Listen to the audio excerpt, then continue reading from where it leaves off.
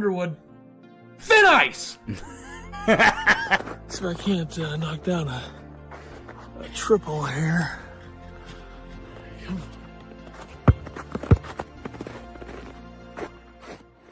Woo, okay. I didn't even miss a shot this entire time, so take that. This better be good for the team.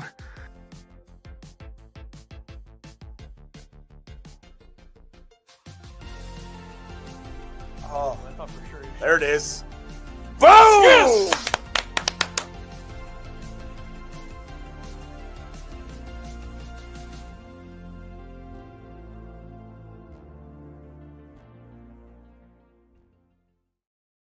All right, Illini Basketball Podcast, episode 253, February 16th, 2025, 2:35 p.m. Central Time.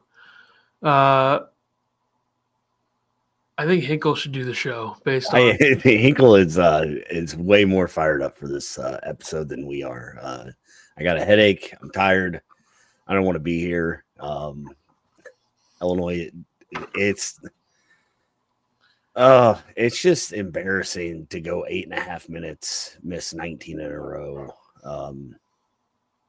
Brad said that they quit attacking the basket. I don't know.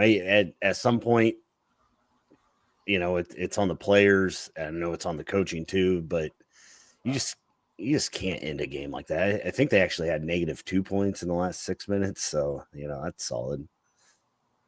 But this team, there's a lot of Hummer hate on the internet. You can't get 4 points from Tommy. You can't get 0 from Boswell. You also can't have Hummer go 0 for 6 from 3. So I agree. I know. I'm not disagreeing with. I think we have to be done talking about what the fucking people on the internet are saying about Hummer House. Who gives a fuck? He sucked last night. Everybody sucked last night. Yes. But he also sucked last night. So you need to, we can't have the acknowledgement game every time something happens, okay? I don't want to have to do that every fucking time. I don't want to have to. I didn't want to get on here to listen to you yell either. So no. What my point was that I don't want to have you acknowledge, like you play whataboutism with Hummer guys every time. Yeah, he sucked last night, but everybody did. So what does it matter? And obviously, you're singling Hummer out to defend him. Everybody else is singling him out. I'm not defending him. I'm not defending him. You play the whataboutism game, though, with him every time. Like you say, everyone wants to sing out Hummer guys, but this guy did this guy. We don't have to do that every time. He sucked last night. He's been disappointing overall. They need him to play, though, because their rotation's already too short anyway. Why is the rotation so short? I mean, why did DGL not get in the game the last 13 minutes? Why did he play 3 minutes? Well, Trey White probably needs to play if he's able to play. Yeah, throw him out there. What could it have hurt at that point? You already have a bunch of guys out there who are missing threes, and if Trey White was taking threes, he was probably going to miss them too. So, What does it hurt? Yeah, and I think 12 of their last 19 shots were threes or something like that. They also went 4 for 29 from 3 after starting 3 for 4. So yeah. That's not a winning formula. I don't think they made a 3 in the second half, did they? Weren't they 7 of 16 at halftime? They ended up 7 for 33. I mean, it has to be right. They had 4 points in the final 10 minutes. And you have the starters go a combined 2 for 21 from 3, and KJ's the only one who made a 3, and he made 2 of them. So yeah, it's like they take steps forward by destroying Minnesota and scoring a lot and making shots against UCLA, and then they look exactly like they did before this. They look like the January version of the team, or the mid to late January version of the team in the second half of this game. Really, the final 25 minutes or 30 minutes of the game is when they look like that bad version of the team. And I'm just so fucking sick and tired of talking about it. I don't know. Makes me not even want to do episodes after every game. Obviously we have to, but it's just so fucking annoying to talk about, because I think that the social media stuff has gotten so annoying. And obviously I feel bad for a lot of the people, and I think you might be on this list too. A lot of people who look at Illini Twitter a lot, because I only look at it during games for the most part, and I can't imagine. I know everybody hates Michigan State fans and the way they are on Twitter. I do too, but I haven't seen much from them. So I think that's just because I'm not looking enough. But that's got to be. I mean, this podcast would be over if I was sitting on Illini Twitter all day, though. So I don't know on Illini Twitter; it just pops up in my feed. so you get the wrong algorithm. You got to look at politics instead. It's literally politics in Illinois. So I think politics are shoved in our faces because of who eliminate Illinois and look at politics only. We're going to change the podcast to a political show. That'll be great. That'll somehow be less controversial than Illinois basketball, which is just, I don't give a fuck about this team anymore. I hope they fucking make it to this Final Four. They're not gonna. I'm so fucking sick and tired of watching this team do the same shit every fucking night. And they tricked us with UCLA. Come out last night with zero effort after having a big lead, and to just let Michigan State. Yeah, and they had all the effort in the first 5 minutes. Or first 9 minutes, I guess. They had 27 points through 9 minutes, and then they just fall apart. Hinkle thinks the team's gas because of rotations. I mean, I could see that, I guess, but they're playing 30 minutes. Besides KJ, everybody played 30 or less. Yeah, 4 guys who played 30 plus. KJ played 37, Hummer played 31, which is hilarious to me that Ivisic, I know he didn't have a very good game, but for him to, him and Will Riley to play less than Hummer is probably why people single Hummer out. Yeah, 1 whole minute. But we can't keep having the same games from him where he goes 0 from 3. I agree. That's two games in the last 2 weeks that he's done that, and 0 for 7 and Nebraska 0 for 6. Like that, just you can't have it. Everybody was doing it. I mean, he had 6 rebounds. Rebounding was a problem in this game. I think a big part of it was Brad was going with length. I don't know if it helped defensively because Michigan State, Kohler just absolutely goes insane. A guy that's, what was he, 8 for 37 or something coming into this game, goes 4 or 5 from 3. 6 offensive rebounds. And it's one of those things where like Illinois, I know that they're okay with guys taking shots, but you got to force a little bit. Like you got to close out on guys some. Can I defend Ben Hummerkaus for a second? No, you can't. You said that we can't do that anymore. I don't know. Yeah, I said you can't do that, I guess. Okay, all right, you go ahead. Well, I'm doing because at some point people are going to call you a Hummer, only guy. Like you only talk about Hummer. So I'll save you here. I clearly am. We can't. I don't understand why Illinois fans are so focused on singling somebody out when the team gets the shit beat out of them at home. Right? Like, why are we singling one guy out? Okay. I like KJ as much as anybody. He went 5 for 15 in this game. He couldn't make a fucking shot in the second half, nor could anybody. So I don't know why we're singling anybody out. Boswell played 29 minutes and had 0 points. Like, why are we singling out one guy who, by the way, had 6 rebounds, which in this game where Illinois got the shit beat out of him on the glass, I know it was 41-38. That's bullshit. All the important rebounds went to Michigan State. Yeah. Kohler had 6 offensive rebounds, which is half of Illinois' offensive rebounds. Merez had a good game, but he had 7 rebounds, and 5 of those were in the final, 10 minutes when they were just chucking up shots. This team had 38 points in the final 30 minutes. And we're singling out one guy who probably had like the 3rd best game or 4th best game out of anybody on the team. Like he was probably out of the 7 or the 8 guys who played, DGL played 3 minutes, but Hummerkaus's impact was probably 4th or 5th on the list. I mean, probably 5th, I guess, because Jake Davis did have some quality minutes, although he was getting bludgeoned on the defensive end, which is exactly what happens when you play a very physical, heavy Michigan State team that, they were getting away with a lot of physicality on the perimeter. It's a lot of why Illinois wasn't able to go inside and score as easily because Michigan State made something that people call an adjustment, which I'm not sure that Illini fans really can identify adjustments since we just blame our own team for every single mistake that happens. Obviously, Illinois played a bad basketball game last night for the majority of the game, but we can't sit here and give 0 credit to Michigan State when they look like a team who wanted to get Izzo that record, and they look like a team who was – they had – a guy who's a 25% free throw shooter, 3-point shooter, 25% free throws is pretty much Illinois for the entire Underwood era. He made 80% of their threes last night. And Yeah. the other guy that made one is Xavier Booker, who had 13 makes going into the season as a 22% three-point shooter. Like, there is no excuse for Illinois to not rebound and to just continue to throw up threes. And Yeah. I don't understand why Brad doesn't have an answer for that, because it happened for 8 fucking minutes. Yeah, and that's what, like, he said something like, we got comfortable shooting the three. How do you not tell your team? How do you not have control over that at all? Like get to the basket, try to get fouled. I think Illinois was in the bonus for a majority of the second half, weren't they? Like, yeah, I know that, like, yeah, some of it's on Brad, but a lot of this has to be on the players.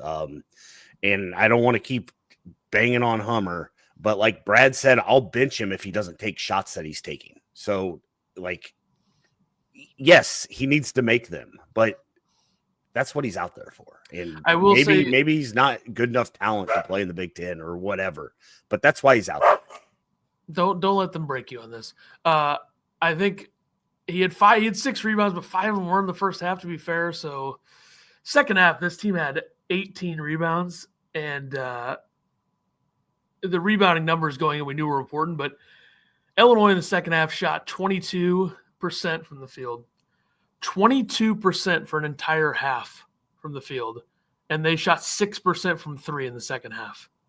They made 1 3, and it was Will Riley made a 3, 1 for 16. You had 15 attempts from inside the three-point line in the second half and 16 from 3. So they took more threes than twos in the second half. They scored 4 points in the final 8 minutes or 10 minutes, and I don't know if any of those were field goals. So it's like an impossibly bad game to play. Michigan State had a 15-0 run the final 7 minutes. Yeah. So, and Illinois 0 points last 8:29. I just don't understand how it's possible to let things slip away like that. And I would say that my expectations of this team have gone down just because obviously we can't trust them now. Now we know they tricked us. I mean, UCLA is a better defensive team by a lot of the numbers, and the way that they play, it seems like it'd be harder for Illinois to do things against them, and they didn't have a problem with that.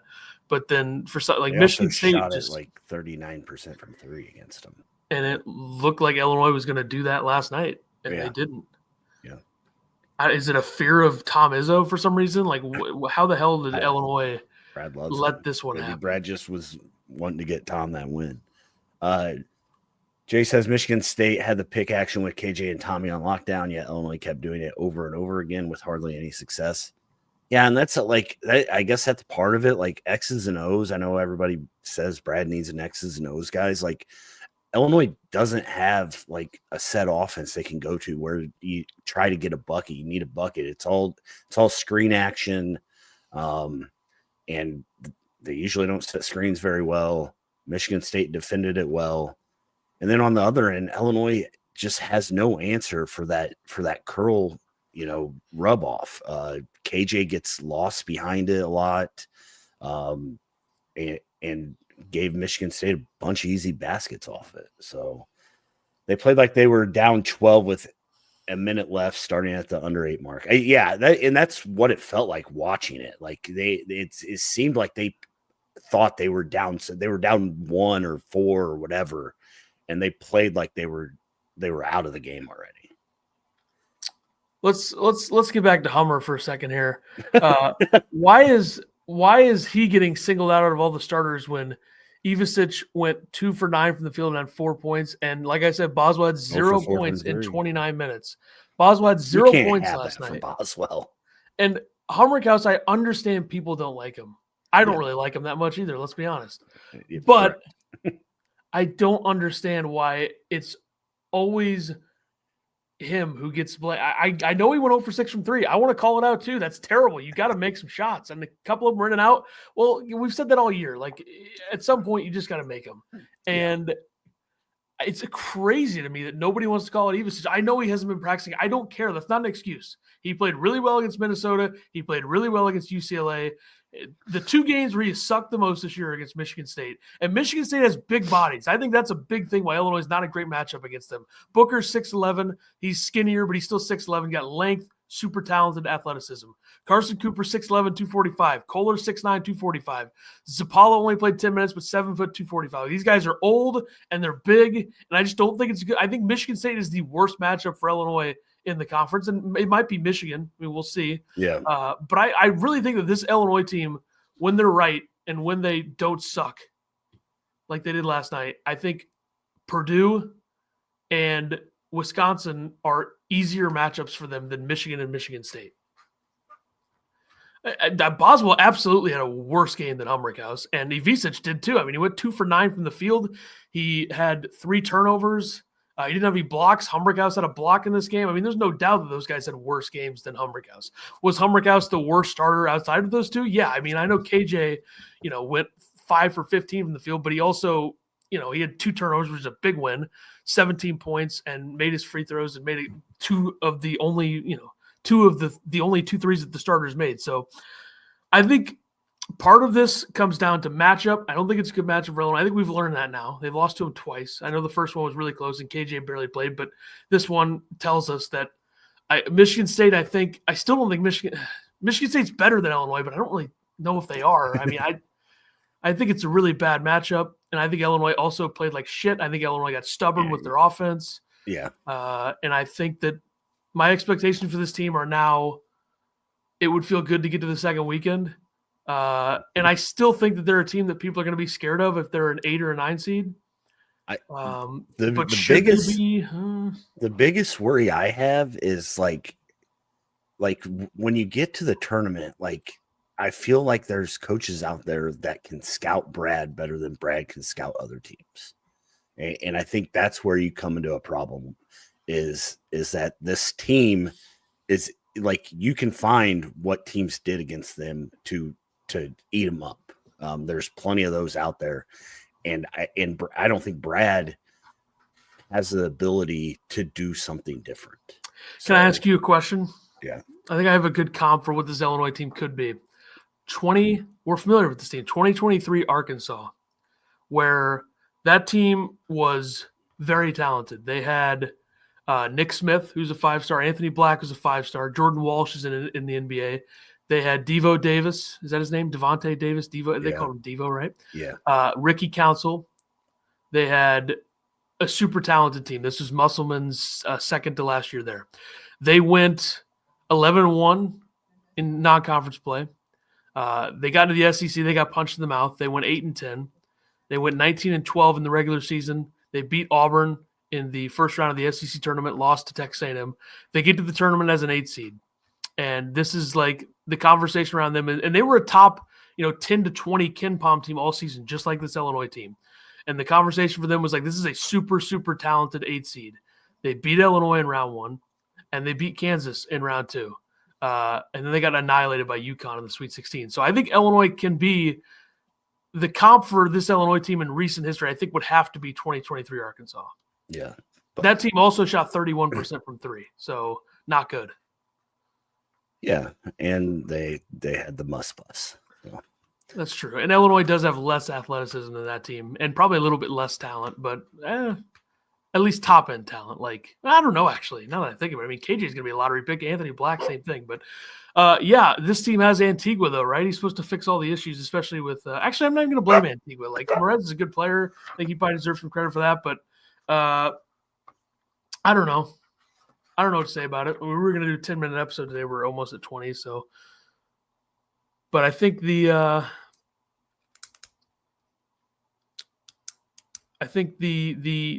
Arkansas comp is at least somewhat interesting. And this was also Arkansas beat San Diego State in non-conference that year.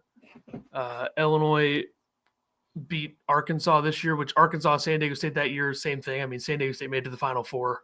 Actually, San Diego State made it to the national championship. So maybe Arkansas this year gets the national championship. But Finkel, what did Fanta say about Trey White? I guess I missed that. I'm guessing he's saying like, what's going on? Is Trey White in the portal or something similar to that? If I had to guess, because he said full Windhorst on Twitter, which means what is going on? Gotcha. Yeah, we spent 5 more minutes than we wanted to on this. Are we going to talk about Wisconsin or? Yeah, in a minute.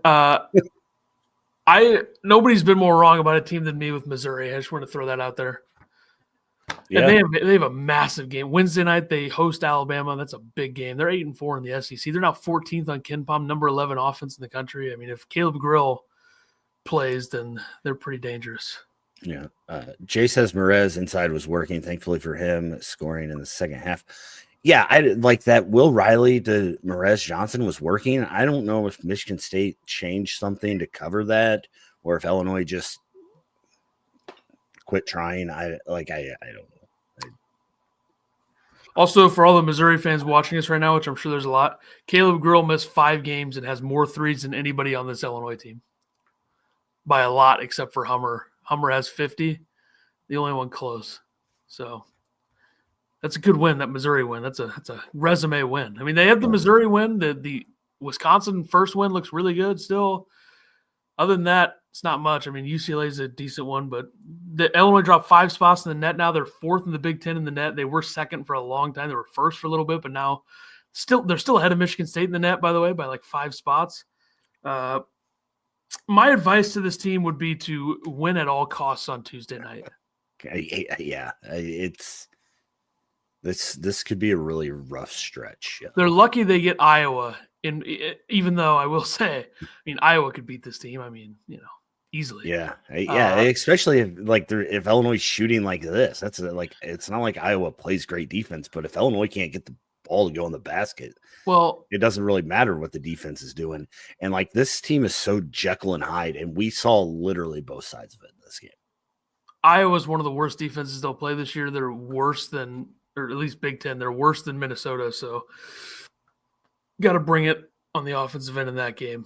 Yeah. JB Stats says Visich has no inside game when he's not hitting. I'd love to see more guard to guard screens in the future. Yeah. And Brad was doing that like not even a month ago. Like especially when Visich was out, which Illinois wasn't great then, but just something to switch it up a little bit would be nice. So, I mean, and there was times in this game where Visich wasn't even on the court. And I think that's when it was that Will Riley Merez action. So I don't know. It's like this team just had a mental block the last 8.5. And you can't do that, especially not against Michigan State. What are they in defense now? They were top 10, maybe in the 30s, Jay says. 29th. Offense is still 14th, which is very funny. But, I mean, they did score. They're 3-2 in their last 5, and they scored 87, 73, 95, 83, 65.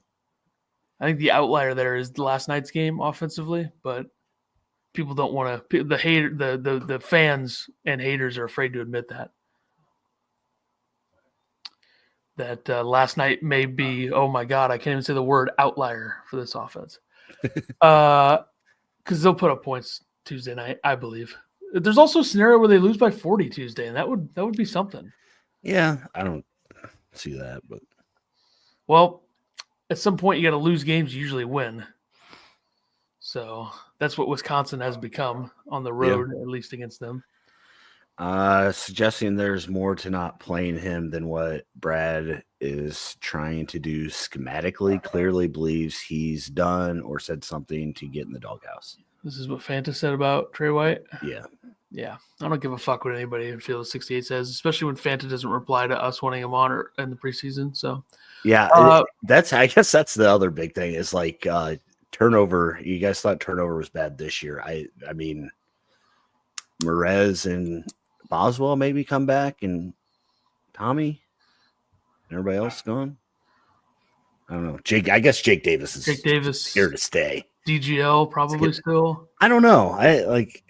Brad said he was going to have a talk with him because he said he should have played him, but DGL can't be feeling very, very good right now. Especially when the guy who's kind of playing ahead of him played 29 minutes and scored 0 points. Adam says White bitched about playing time to the coaches. Really? Yeah.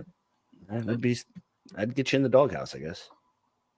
If that's true. Who's saying this? That's what I want to know. Adam on YouTube. Exactly. Like, we can't just fucking come out here and say that like it's some sort of reporting without telling us who said it. Oh, did he do that? Jeez, how did I not know? We don't get blown out on the road, which is weird. Yeah. It's I guess we could talk about the Orange Crush a little bit. I mean, it is fucking embarrassing that this team continues to lose games at home. And this fucking pussy who used to run the Orange Crush or whatever, just what a fucking loser that guy is. Like, just a complete loser. Well, it's embarrassing. You lose at home to Tennessee this year. You lost to USC at home. You lost to Maryland at home. Now you've lost to Michigan State at home. And they've gotten the shit beat out of them at home twice this year. Really 3 times. I mean, USC, that was not a close game. If you're starting to lose faith in Brad right now, you should probably like log off for a couple of days and rethink. I mean, Jesus Christ. And that's like Brad's done a whole hell of a lot, but like I understand why people are on that train. You don't understand it. Yeah, like I don't think people are saying that you want Brad fired, but lose faith is a pretty strong usage of words, though. I mean, whatever. I think he's built up enough credibility. And get out of here. I was just questioning. My head hurts. I'm not in the mood to argue with you. Let's just. I wanted to play a little ball. That's all right. I know you do, but it's just my head is not in.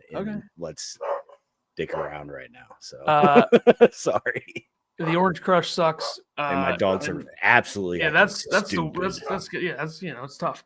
All right, Orange Crush sucks. I know you said starting, but that's still a lot for me. It's still a lot. I'm paying very close attention to what you're saying. Trust me. The Orange Crush. I mean, I don't really have any comment on them last night. I don't think they were bad, but I also don't think that when you come out and you have a guy who used to be involved with it say, just kind of make up that people were blaming the banner thing on the Orange Crush. That's just stupid.